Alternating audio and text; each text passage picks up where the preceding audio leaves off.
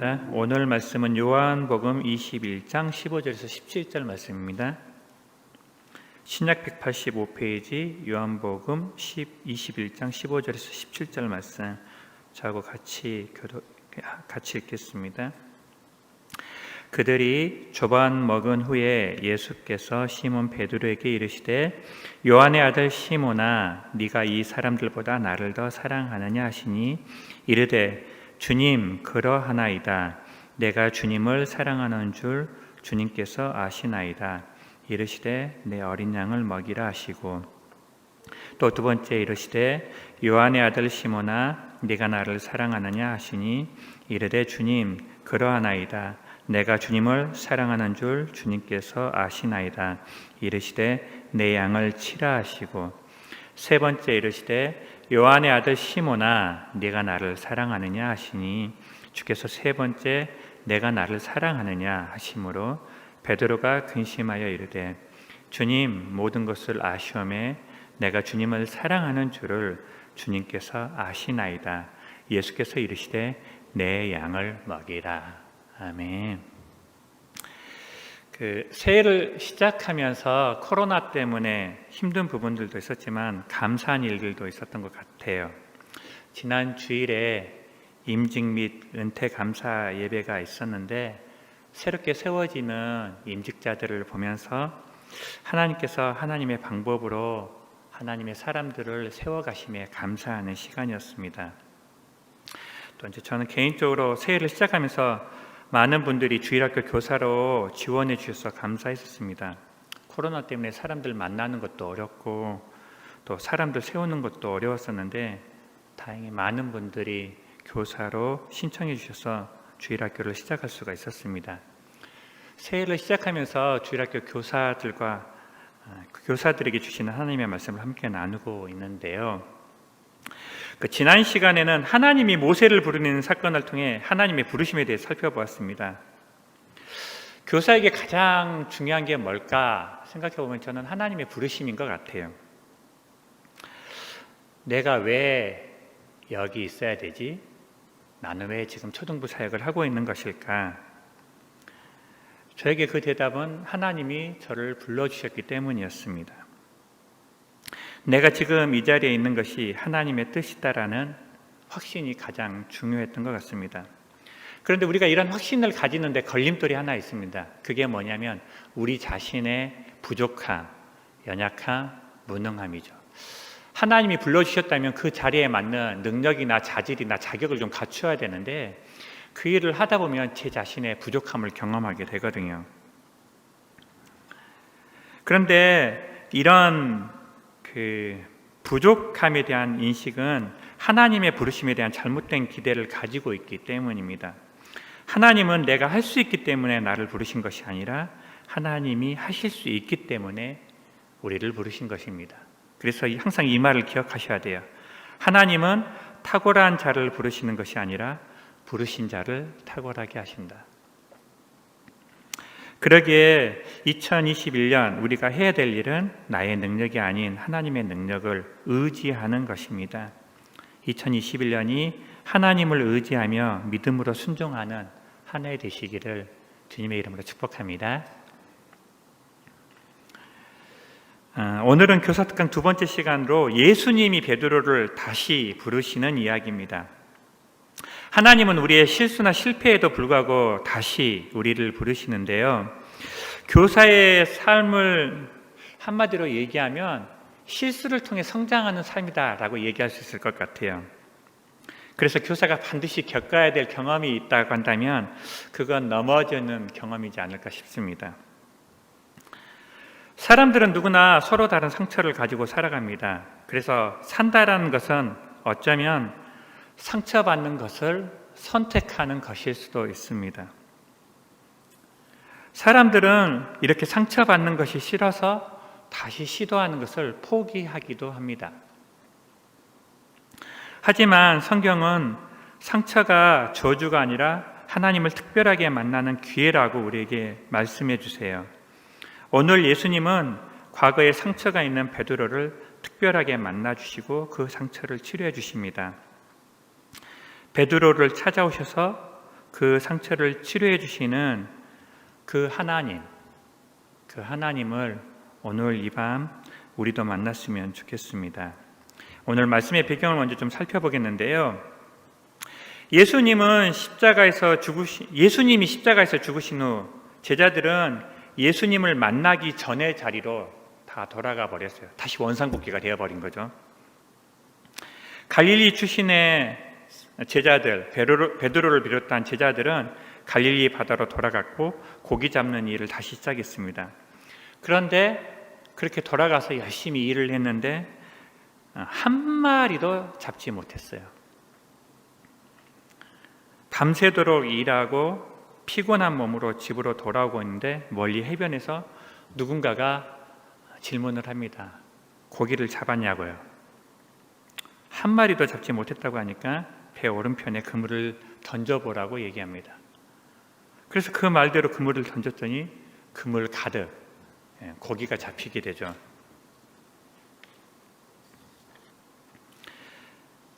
바로 예수님이셨죠.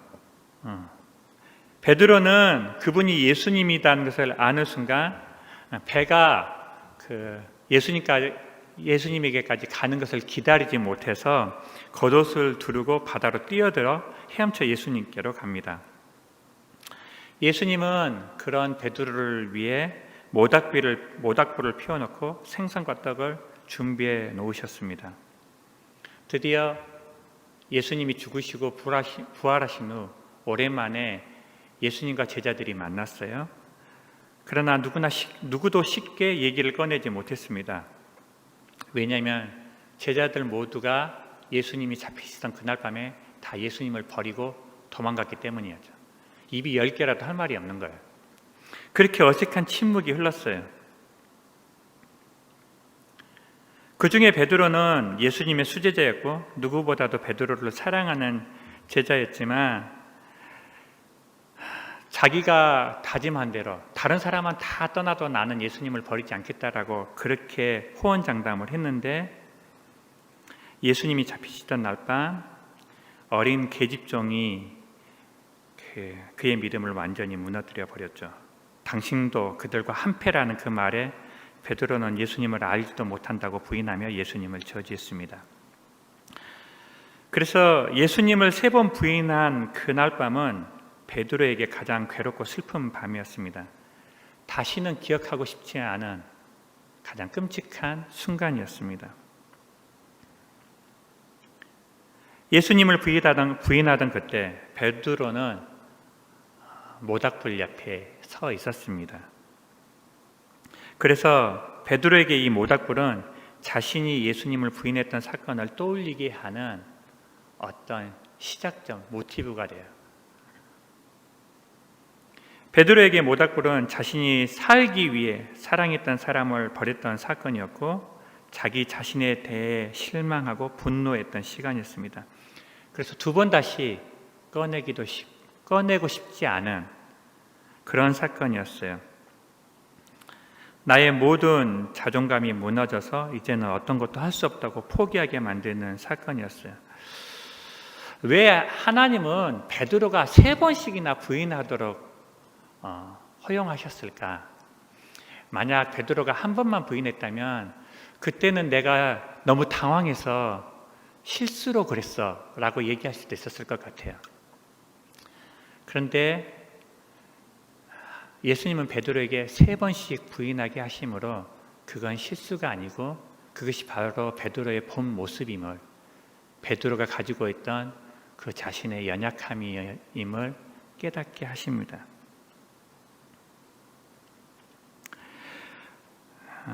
그 사건 이후 모든 것을 포기한 베드로는 자기 고향으로 돌아가 예수님을 만나기 전에 했던 고기잡이를 다시 시작했어요. 그런데 지금 그곳에서 예수님이 모닥불을 피워놓고 베드로를 만나십니다. 2번 다시 떠올리기 싫은 그 아픔을 다시 기억나게 하세요. 예수님은 베드로가 실패할 것을 아셨고 그 실패 때문에 베드로가 얼마나 아파할지도 알고 계셨어요. 그런데 예수님은 사랑하는 베드로에게 그 아픔을 다 허용하십니다. 산다는 것이 때로는 상처받는 것이고 아파해야 하는 것일 수 있어요. 그리고 그런 아픔을 극복하는 것이 쉽지 않습니다. 하지만 하나님은 우리가 아플 것을 아시면서도 때로는 우리에게 실패를 허락하십니다. 살다 보면 시험에 떨어지기도 하고 원하는 학교나 직장에 들어가지 못하기도 하고 사랑하는 사람과 아픈 이별을 경험하기도 합니다. 왜 그러실까요? 제 경험에는 아픈 만큼 성숙하기 때문인 것 같습니다. 여러분은 어떠신지 모르겠어요. 우리가 원하지 않는 사건들이 우리를 더 강하게 만드는 재료가 될 수 있습니다. 사람들은 금수저가 되기를 바라고 온실 속의 화초처럼 곱게 자라기를 바라지만 하나님은 우리가 세상의 풍파 속에서 건강하게 자라기를 원하셨습니다. 성도로서 살아갈 때, 그리고 세상을 살아갈 때 때로는 편한 것을 선택하고픈 유혹이 있습니다. 어떻게 하면 편할까요? 아무것도 안 하면 편합니다. 아무것도 시도하지 않고 그냥 가만히 있으면 됩니다. 신경 쓸 일도 없고 다른 사람에게 말 들을 일도 없습니다. 하지만 하나님께서는 우리가 가만히 편하게 사는 것이 아니라 하나님의 말씀에 순종하기 위해 도전하기를 원하십니다. 근데 실은 이 도전이라는 말 속에는 실패할 가능성이 많다라는 의미가 포함되어져 있습니다. 믿음이란 실패할 가능성이 더 많지만 그것이 하나님의 뜻이라면 실패를 각오하고 도전한다라는 뜻을 가지고 있습니다. 할 수 없기 때문에 포기해버리는 세상 속에서 하나님의 말씀에 순종함으로 포기하지 않고 시도하고 도전하는 그러한 2021년 새해가 되기를 주님의 이름으로 축복합니다. 하나님은 우리의 아픔을 아십니다. 아심에도 불구하고 그 아픔을 허락하십니다. 그리고 우리의 아픔을 만지시고 회복시키십니다. 그래서 하나님은 어떤 분이냐? 병 주고 약 주시는 분이십니다. 그 아픔이 우리를 하나님께 더 가까이 나아가게 만들기 때문입니다. 아픔을 허락하신 하나님은 우리의 아픔을 회복시키기 위해 우리를 특별하게 만나주십니다. 모닥불 앞에서 3번 부인했던 베드로에게 모닥불 앞에서 3번 고백하게 합니다. 그리고 다시 베드로를 부르십니다. 그런데 예수님의 이 부르심은 이번이 처음이 아니었습니다. 마태복음 4장 19절에서 20절 말씀인데요. 우리 같이 한번 읽어보겠습니다. 시작. 말씀하시되 나를 따라오라. 내가 너희를 사람을 낚는 어부가 되게 하리라 하시니 그들이 곧 그물을 버려두고 예수를 따르니라. 지금 베드로를 부르시는 이 부르심은 이때가 처음이 아니라 베드로를 처음 부를 때도 같은 부르심이었습니다. 이 하나님의 부르심은 새로운 삶으로의 도전이었습니다. 베드로에게 하나님의 부르심은 고기 잡는 어부에서 사람 낚는 어부로, 내가 할 수 있는 일에서 하나님이 할 수 있는 일로, 먹고 살기 위한 자리에서 하나님의 뜻을 이루는 자리로의 도전이었습니다. 그런데 이렇게 하나님의 뜻을 이루는 사명의 자리로 부르실 때 어떤 부르심의 순서가 있음을 보게 되었습니다. 자, 오늘 말씀 15절 말씀을 다시 한번 읽어보겠습니다. 시작. 그들이 조반 먹은 후에 예수께서 시몬 베드로에게 이르시되 요한의 아들 시몬아 네가 이 사람들보다 나를 더 사랑하느냐 하시니 이르되 주님 그러하나이다. 내가 주님을 사랑하는 줄 주님께서 아시나이다. 이르시되 내 어린 양을 먹이라 하시고. 자, 예수님이 부르시는 사건을 3단계로 나눠보면 첫 번째, 조반을 먹이셨어요. 그러니까 하나님께서 우리에게 어떤 사명을 부르실 때 저는 그 사명이 가장 중요하다고 생각을 했거든요. 그런데 하나님은 우리에게 하나님의 일을 맡기실 때 우리의 건강을 먼저 챙기십니다. 만약에 우리가 하나님의 사명을 감당하면서 우리의 건강을, 우리의 육체를 돌보지 않는다면 어쩌면 우리가 하나님이 원하시는 것 이상으로 생각하고 있는 것은 아닌지 점검해 볼 필요가 있습니다. 예수님은 제자들이 얼마나 피곤하신지 아셨어요. 그리고 하나님의 그 중요한 사명을 감당하기 전에 먼저 그들의 육체가 회복되어지기를 원하셨습니다. 그래서 따뜻한 음식을 준비해서 제공해 주셨어요. 그리고 나서 두 번째 단계가 나오는데 첫사랑을 회복시키십니다. 예수님께서는 베드로에게 네가 나를 사랑하냐고 물어보시죠. 베드로의 고백에는 두 가지가 포함되어 있었습니다. 내가 주를 사랑합니다. 그리고 그것을 주께서 아십니다. 베드로가 다시 회복되어야 될 것, 그것은 예수님을 향한 첫사랑이었습니다. 베드로가 비록 3번이나 예수님을 부인했지만 여전히 주님을 사랑한다는 사실을 다시 회복해야만 했습니다. 또한 베드로는 주님이 이 마음을 아신다는 것을 회복해야 했습니다. 내가 실수했다 하더라도 주님은 내 마음을 알고 계셨습니다. 우리가 실수하거나 실패했을 때, 그래서 낙심했을 때 회복해야 될 것이 있습니다. 하나님이 나를 사랑하고 계시고 나도 하나님을 사랑하고 있다는 사실입니다. 그래서 우리가 지금 여기에 있는 것입니다. 하나님은 우리가 얼마나 하나님을 사랑하는지 우리의 마음을 아십니다. 때로는 내 자신이 미워지고 싫어지더라도 하나님은 여전히 우리를 사랑하고 이해하고 있습니다. 그리고 그렇게 육체가 회복되어지고 마음이 회복되어진 후에 예수님께서는 하나님이 진짜 원하는 그 사명을 우리에게 부탁하십니다. 세 번째 단계 사명을 회복시키는 것인데요. 하나님은 우리가 실패에 머물러 있는 것이 아니라 극복하기를 원하십니다. 실패가 우리를 실패자로 만드는 것이 아니라 실패에 머물러 버릴 때 실패자가 된다라고 지난 시간에 함께 나누었습니다. 예수님은 베드로가 갈릴리 바닷가에서 고기를 잡는 사람으로 살기를 원치 않으셨습니다. 예수님은 베드로가 복음을 전하며 사람 낳는 업으로 살기를 원하셨습니다. 그래서 다시 찾아가셨던 것이죠. 실패를 반복하고 싶은 사람은 없지만 실패가 반복될 수도 있습니다. 열심히 일했지만 결과가 초라할 수도 있습니다. 하지만 그럴 때마다 하나님은 우리를 내버려 두지 않으시고 찾아와 다시 회복시키십니다. 그래서 실패했을 때가 하나님을 만날 수 있는 기회가 되는 것입니다. 베드로의 사명은 사람 남는 어부였는데요.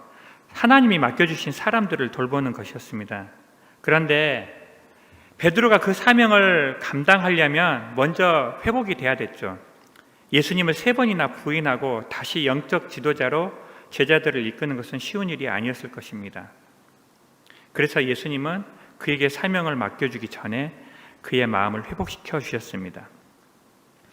저는 2021년이 하나님이 우리에게 맡겨주신 사역을 감당해야 되겠지만 그 감당하기에 앞서서 어떤 일을 하기에 앞서서 내가 내 몸을 지금 잘 돌보고 있는지 그리고 내 마음을 잘 돌아보고 있는지 점검하는 것이 필요하지 않을까 싶습니다. 예수님께서는 베드로를 찾아와 그의 첫사랑을 회복시키셨습니다. 그리고 처음 만났을 때와 같이 다시 소명을 주십니다. 예수님은 베드로가 예수님의 말씀에 순종했을 때 많은 물고기를 잡게 해주셨는데요. 그러나 베드로가 고기를 잡는 업으로 사는 것을 바라지는 않으셨어요. 예수님은 베드로가 사람을 낚는 어부가 되기를 원하셨는데 왜 그 베드로에게 그렇게 많은 고기를 잡을 수 있도록 인도하셨을까에 대한 이유가 생겼어요. 그렇게 고기를 많이 잡으면 어부에 그냥 더 머물러길 원하는 마음이 생기지 않을까? 왜 사람 낚는 어부로 만드실 거면 그렇게 많은 고기를 잡게 하셨을까라는 의문이 들었어요. 고기를 많이 잡는 것은 아마 베드로의 소원이지 않았을까 싶어요. 그런데 자신의 힘으로는 그 소원을 이룰 수 없었고 하나님의 말씀에 순종할 때 자신의 소원이 이루어지는 것을 경험했던 것 같습니다. 그래서 자신의 진짜 소원은 하나님의 뜻이 이루어지는 삶임을 깨닫게 되지 않았을까? 저는 그냥 그렇게 한번 생각해 보았습니다. 우리가 하나님의 말씀에 순종하면 우리가 원하는 일이 이루어질 수도 있습니다. 그러나 그렇다고 해서 그 삶에 머물기를 원한다고 생각하는 것은 우리의 착각일 수도 있습니다. 공부를 잘하게 될 수도 있고 좋은 직장에 들어갈 수도 있고 사람들에게 인정받을 수도 있을 것입니다. 좋은 사람을 만나 행복하게 살 수도 있을 것입니다. 그러나 그것만을 위해 살기를 바라지는 않으실 것 같아요. 하나님은 우리를 통해 하나님의 뜻이 이루어지기를 바라십니다. 그리고 그 일을 하면서 때로는 위험을 감수하고 도전하기를 원하시는 것 같습니다. 2021년이 하나님을 사랑하기 때문에 믿음으로 도전하는 새해가 되시기를 주님의 이름으로 축복합니다. 하나님은 우리가 있는 가정에서, 직장에서, 교회에서 잃어버린 영혼들을 하나님께 인도하기를 원하십니다. 그것이 우리가 여기에 있는 이유입니다. 왜 하필 하나님은 우리를 여기로 불러주셨을까요? 왜 하필 우리는 지금 여기에 있는 것일까요? 왜 하필이면 저 사람을 만나게 하셨을까요? 하나님이 우리를 통해 그들을 구원하기를 원하시고 세우기를 원하시기 때문입니다. 예수님이 베드로를 사람 낚는 어부로 부르셨던 것처럼 하나님은 우리를 예수님의 제자로 부르셨습니다. 말씀을 정리하겠습니다. 베드로가 예수님과의 만남을 통해 예수님이 어떤 분이신지 알게 되었던 것처럼 하나님은 우리의 문제를 통해 우리가 하나님을 경험하길 원하십니다.